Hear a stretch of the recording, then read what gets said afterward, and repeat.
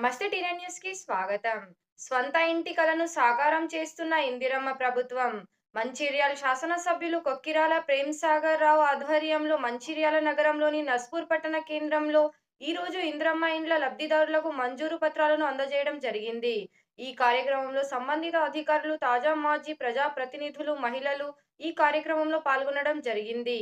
ఈ సందర్భంగా pilot project ద్వారా ఎంపికైన ధర్మారావుపేట్, ర్యాలీ కొత్తూరు గ్రామాల ఇందిరమ్మ ఇండ్ల లబ్ధిదారులు ఎమ్మెల్యే ప్రేమ్ సాగర్ గారిని శాలువతో సన్మానించారు.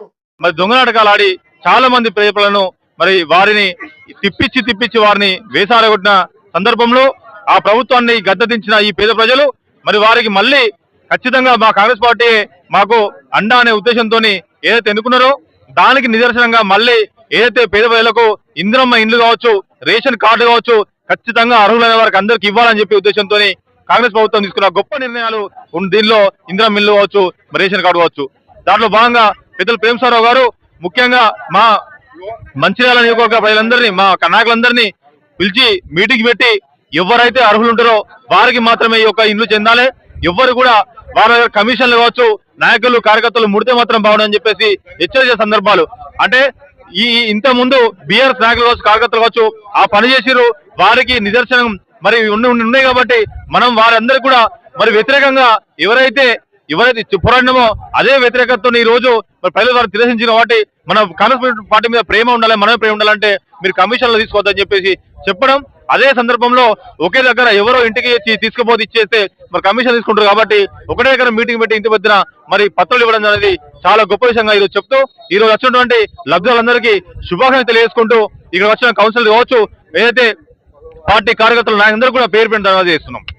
అప్పుడు గెలిచినటువంటి టీఆర్ఎస్ ప్రభుత్వం డబుల్ బెడ్రూమ్ ఇస్తా అని చెప్పి మోసం చేయడం జరిగింది. ఇంతవరకు కూడా ఎక్కడ కూడా ఈ రాష్ట్రంలో కానీ ఈ నియోజకవర్గంలో కూడా ఎక్కడ కూడా ఒక ఇల్లు కూడా ఇవ్వలేదు. దాన్ని దృష్టిలో పెట్టుకొని ఏదైతే మన ఎన్నికల ముందు కాంగ్రెస్ పార్టీ అధికారంలో వస్తే తప్పకుండా అందరికీ ఇందిరమ్మ ఇల్లు ఇస్తామని చెప్పి వాగ్దానం చేయడం జరిగిందో దానిలో భాగంగానే ఎవరైతే ఇల్లు లేని నిరుపేదలకు, భూమి ఉండి ఇల్లు లేని వారికి ఈరోజు 5 లక్షల రూపాయల రుణంతో ఇచ్చి వాళ్ళకు ఇల్లు కట్టుకోవడానికి మంజూరు పత్రాలు కూడా ఇవ్వడం జరుగుతుంది. అదేవిధంగా ఇది L1, L2 లో కూడా పూర్తిగా భూమి లేని వాళ్ళకు కూడా తీసుకుని డబుల్ బెడ్రూమ్ కట్టి ఇవ్వడం జరుగుతుంది. ఈ రోజు సంవత్సరానికి 3,500 చొప్పున ఇస్తామని చెప్పి కూడా హామీ ఇవ్వడం జరిగింది. ఇప్పుడు మా నియోజకవర్గానికి పైలట్ ప్రాజెక్ట్ తో కలిపి ఎస్టీ రిజర్వేషన్ కలిపి సుమారుగా 4,000 ఇల్లు కూడా ఈ మంచిర్యాల నియోజకవర్గానికి గౌరవ శాసనసభ్యులు పెద్దలు మన మంచిర్యాల ఎమ్మెల్యే గారు కూడా తీసుకురావడం జరిగింది. ఈ రోజు లబ్ధిదారులందరూ కూడా చాలా సంతోషంగా ఉన్నారు. ఎందుకంటే గత 20 సంవత్సరాల నుంచి 10 సంవత్సరాల నుంచి నిమిషాలు మాకు ఇల్లు లేదు, మా జీవితం మా సంతింటి నిలబెడతారని చెప్పి బాధగా ఉండేది. ఈ రోజు కాంగ్రెస్ ప్రభుత్వం రావడం వల్ల ఈ రోజు మా సంతింటి కళ అనేది నెరవేరిందని చెప్పి ప్రతి ఒక్కరికి, అర్హులైన ప్రతి ఒక్కరికి పెన్షన్ ఇచ్చే బాధ్యత మాది. అది కూడా అబద్ధం చెప్పండి అతను కాదు. ఇప్పుడు పాత వాళ్ళకి ఏదైతే 2,000 పెన్షన్లు ఇస్తుండ్రో, హ్యాండిక్యాప్డ్ వాళ్ళకి 3,000 ఇస్తుండ్రో, కొత్త వాళ్ళకు కూడా 2,000 పెన్షన్లు, 3,000 రూపాయలు హ్యాండిక్యాప్డ్ వాళ్ళకు. పాత వాళ్ళతో పాటు ఎందరైతే అర్హులు 20 లక్షల మంది, 20 మంది, 10, 50 మంది ప్రతి ఒక్కరికి అర్హులైన ప్రతి ఒక్కరికి ఇస్తాం. ఇంకో 2 నెలలు ఎక్కువ లెక్క బతుకమ్మ పండుగలో ఇవ్వడం జరుగుతుంది. మీరు అడగచ్చు ఎన్నికల్లో 4,000 అని చెప్పింది, 6,000 అని చెప్పింది. తప్పకుండా ఇస్తాం. ఈరోజు రాష్ట్ర ఆర్థిక పరిస్థితి బాగాలేదు, దాన్ని పట్టుకొని అందుకోసం మీకు మాట ఇచ్చినాం కాబట్టి అది చేయగలుగుతాం, చేస్తాం. అది ఆ తర్వాత 2 సంవత్సరాల వ్యవధి లోపల ఎన్నికల ముందు మేము చెప్పినాం 4,000, 6,000 అది కూడా మనం ఇస్తాం. ఈ 2 సంవత్సరాలు మాత్రం మాతో ప్రయాణం చేయక తప్పదు. ఉన్న పరిస్థితిని బట్టి తప్పకుండా 2,000 చాలామంది అనుకుంటారు మాకు పెన్షన్ ఇస్తాను దత్తలేవు అని. అవి ఇంకొక 2 నెలలు దాస్తే బతుకమ్మ లోపల ఇచ్చే కార్యక్రమం చేస్తాం. స్పష్టంగా చెప్తున్నా 2,000, 3,000 ఇస్తాం.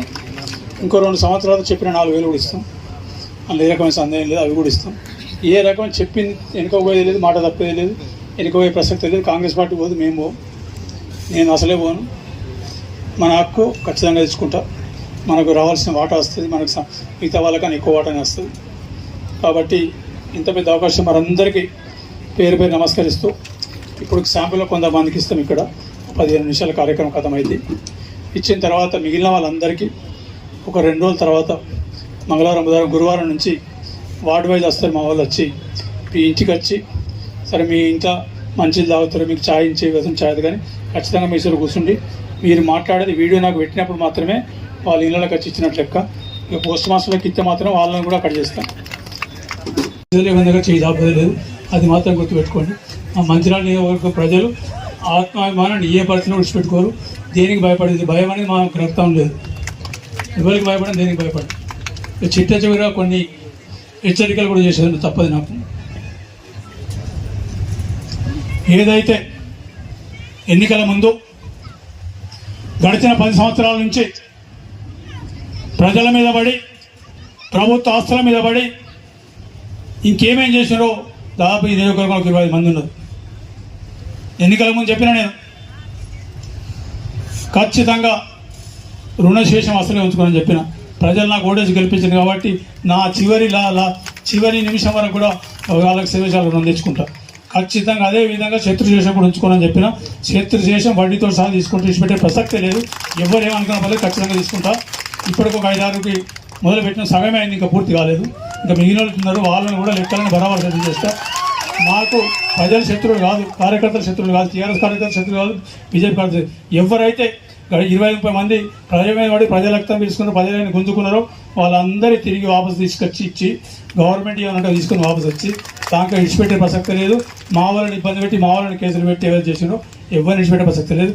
ఎంత పెద్దోడైనా చిన్నోడని ఇడిచిపెట్టే ప్రసక్తి లేదు. ఖచ్చితంగా లెక్కలు చెప్తాం. అది ప్రజాస్వామ్యం ఇంకా ఏ రకంగా అనుకున్నా నేను భయపడేది లేదు, భయపడే ప్రసక్తే లేదు. మీరు అనుకున్నాడు గాంధీ తాత అవసరం కాదు. నేను భగత్ సింగ్, సర్దార్ సింగ్, మన సుభాష్ చంద్రబోస్ బ్యాచ్ బరాబర్ లెక్కలు. ఒక్క చెంప కొడితే 2 ఇచ్చే బ్యాచ్ కాదు, ఒక్క చెంప కొడితే 2 చెంపలు వలగొట్టే బ్యాచ్. ఖచ్చితంగా వలగొట్టే చూస్తుంది. ఏ రకమైన సమస్యలు, ఏ రకమైన ఇంకపోయేది మిగిలింది ఖచ్చితంగా ఏదో చెప్పిన సన్నబియ్యం తీసుకొని తింటుండ్రు.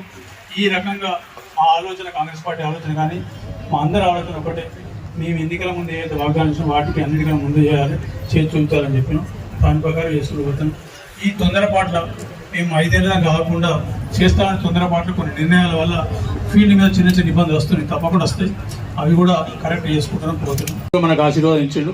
పంటలు 20-30 సంవత్సరాల నుంచి పంటలు భయానకమైన పంటలు పండి, కాళేశ్వరం లేకుండా పంటలు వచ్చినాయి, కాళేశ్వరం లేకుండా వడ్లు వచ్చినాయి. 30 నుంచి 40 క్వింటాల వడ్లు వచ్చినాయి. ఈ 30 క్వింటాలే ఎక్కువ అనుకుంటే 40 క్వింటాల వడ్లు వచ్చినాయి. మన మీద భగవంతుని ఆశీర్వాదంగా ఉన్నది. సత్యనారాయణ గట్టిగా చూసుకున్నాడు మమ్మల్ని. ఇంక ఆఖరికి వడ్లు దర్శనం కూడా 1.5 నెలల నుంచి వర్షాలు కొడతాంటే నేను అనుకుని ఎప్పుడు తప్పుతాను భయపడకుండా ధనదానం ఫోన్ చేసి కవర్లు కప్పించి ఇది చేసుకుంటూ పోయి చుట్టుపడే వర్షాలు. మంచిర్యాల నియోజకవర్గం వడ్లకాడ మాత్రం వర్షాలు పడలే. 90% వడ్లు పోయేదాకా వర్షాలు పడలే. 90% అయినాక లాస్ట్ వర్షం పోయిన వారం అనుకుంటే వర్షం పడ్డది. అప్పటికే వడ్లు భయపడుకుంటేనే 400 లారీలు, ఇక లారీలు అంటే మొత్తం ఉమ్మడి జిల్లా ఎక్కడికి లారీలు జమ చేసి 20 రోజులు రోజు 400 లారీలు పంపిస్తే వడ్లు కాలైపోయినాయి. 90% ఇంకా 5% ఉంటే అవి కూడా 700 లారీలు ఉంటే అవి కూడా అయిపోయినాయి. ఈసారి ఏ రకమైన సమస్య లేకుండా నీళ్ళు కూడా అంటే దేవుడు కూడా మన మీద దయచూస్తాడు. మన నీతి నిజాయితీ మంచిగా కూడా దయచూస్తాడు. అందుకోసం చెన్నూరులో దర్శనం, బెల్లంపల్లి దర్శనం, లాస్ట్కి జనార్దనంకి వచ్చింది. అటు ధరంపూర్ అయితే తుఫాన్ లెక్క వచ్చింది. మన కాన్స్టిట్యూన్సీ మాత్రం కొన్ని నిలవలేదు. ఒక్క దిన పొడి పట్టినాక వడ్డదాకా పోలేదు. అంటే ఆ రకంగా భగవంతుడు కూడా మనం మంచిగా ఉన్నాం కాబట్టి ఆశీర్వదిస్తాడు. సరే, ఇప్పుడు రైతులకు సంబంధించి ఆడికి ఇచ్చి పెడతా. మిగిలింది మంచినీళ్ళు ఇస్తాను ఇచ్చినాం. రెండోది ఈ రోడ్ల గురించి, డ్రైన్ల గురించి మీరు చూస్తాను, నేను చెప్పడం అవసరం లేదు. ఈ మిగిలిన హాస్పిటల్ కానీ, మా ప్రస్థానం కానీ మిగిలిన పిల్లలు చెప్తాను. ఇంకా దీనికి కాలే, ఇంకా చాలా చేసేది. ఈ అభివృద్ధి అనేది నిరంతర ప్రక్రియ, ఇది ఒక రోజుతో గడిచిపోయేది కాదు. విద్య కానీ, వైద్యం కానీ ఇది ఎంత చేసినా తక్కువని. ఎందుకంటే మారుతున్న సమాజంలో ఈరోజు విద్య అనేది 2-3 నెలలకోసారి ప్రపంచంలో మార్పులు వస్తుంది. ఆ మార్పులకు అనుగుణంగా మన పిల్లలకు మన విద్య చెప్పగలిగినప్పుడు మాత్రమే మనం సమాజంలో మన పిల్లలు పోటీకి నిలబడగలుగుతాం, లేకపోతే నిలబడరు. కాబట్టి దాన్ని దృష్టిలో పెట్టుకొని వచ్చే మార్పులకు అనుగుణంగా విద్యను ఏ రకంగా వస్తుందో తీసుకుంటూ పోతున్నాం. ఇన్ఫ్రాస్ట్రక్చర్, స్కూల్లో కాంపౌండర్లు కానీ, కిటికీలు కానీ, డోర్లు కానీ, ఫ్యాన్లు కానీ గెలిచినాక వారం రోజుల లోపల 39 కోట్లు తీసుకొచ్చి 283 స్కూళ్ళు ఈ నియోజకవర్గంలో ఉంటే ప్రతి స్కూల్కి చేసిన నేను చేసిన తర్వాత 2 నెలల తర్వాత ముఖ్యమంత్రి గారు ఇదో కార్యక్రమం మంచిగా ఉంది, ఇంతటి ప్రభుత్వ పాఠశాలలు బాగుపడతాయని చెప్పి రాష్ట్రం మొత్తం ఈ కార్యక్రమం తీసుకున్నాం. ఆ కార్యక్రమంలో మనకు రాష్ట్రం మొత్తం రివ్యూ పెట్టినప్పుడు 2 సార్లు నా పేరు చెప్పి, మంచిర్యాల పేరు చెప్పి తీసుకున్నాను. ఒక అధికారి లిఫ్ట్ దగ్గర కలిసింది, సార్ మీకు చేతులెద్దు మొక్కాలి, మొన్నటి దాకా మేము అని అడిగితే మా స్కూల్లో అడిగి మాకు బాత్రూమ్ లేదంటే మేము ఏడబెట్టుకున్న తరగతి తలక మీరు ఆయనతో మీరు చేసిన తర్వాత ముఖ్యమంత్రి గారు మాకు అందరికీ ఇచ్చాను. ఇలా మేము గర్వంగా ఇవ్వాలన్న స్కూల్ నిర్మాణం ఫోన్ చేస్తే తీసుకోనని చెప్పే పరిస్థితికి వచ్చిందని చెప్పి ఒక అధికారి, ఎడ్యుకేషన్ సంబంధించిన అధికారి లిఫ్ట్ దగ్గర కలిసి ఇటు చేతులకు మొక్కి చెప్పింది అమ్మాయి. ఆ రకంగా చేసుకుంటూ వస్తున్నాం. ఇది మిగిలింది హాస్పిటల్.